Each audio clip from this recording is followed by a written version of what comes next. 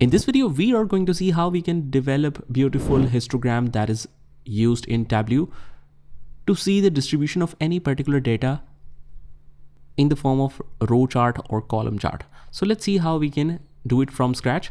For that, we will use the new workbook. Let me just close this. Don't save the changes. Click on the Microsoft Excel and you can connect to the data 3 that is provided with the description of this video. So just go ahead and open this up. Go to the sheet number 1 and we can place our data. First of all, let's say that we want to distribute this data over the row chart or column chart for create sold. What we'll do is, since this is only a number, it won't divide it like this.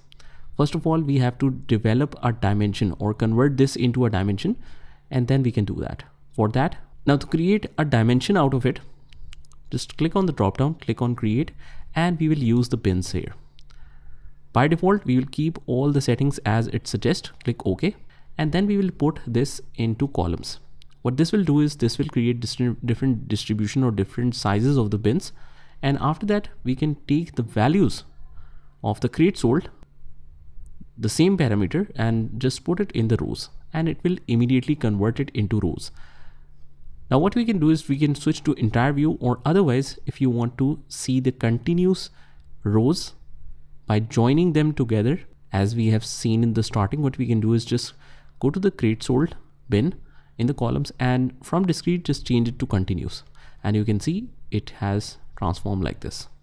So that's how you can create a simple histogram in Tableau.